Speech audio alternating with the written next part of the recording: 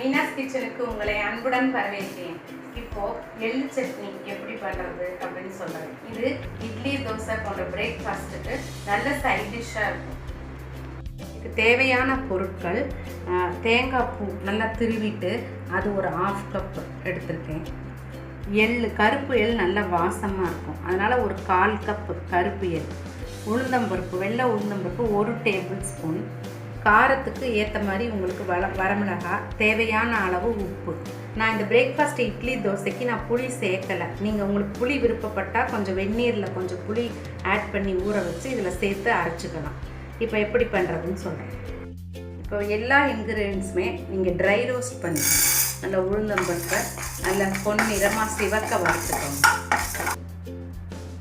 இப்போ உளுந்து dry roast பண்ணி எடுத்துட்டேன். அடுத்தாற் போல் எள்ளு நல்லா படப்படம் பொரியிற அளவுக்கு வாசம் வர வரைக்கும் வறுத்து எடுத்துக்கணும்.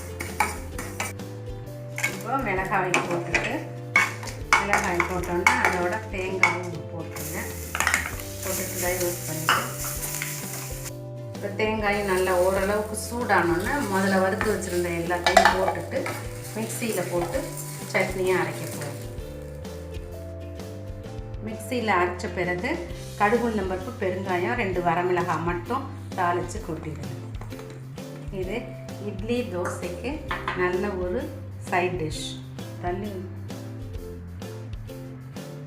பாருங்கள், இது எள்ளு சட்னி நல்ல சைட் டிஷ். இட்லி தோசைக்கு டேஸ்ட்டாக இருக்கிறது மட்டும் இல்லாமல் இதை வெரைட்டி ரைஸ்க்கும் நீங்கள் யூஸ் பண்ணலாம்.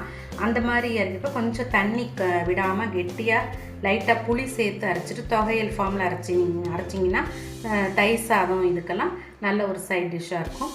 செய்து சாப்பிட்டு பாரு. பிடிச்சா லைக் பண்ணுங்கள், மறக்காமல் சப்ஸ்கிரைப் பண்ணி உங்கள் கமெண்ட்ஸ் கொடுங்க. நன்றி, வணக்கம்.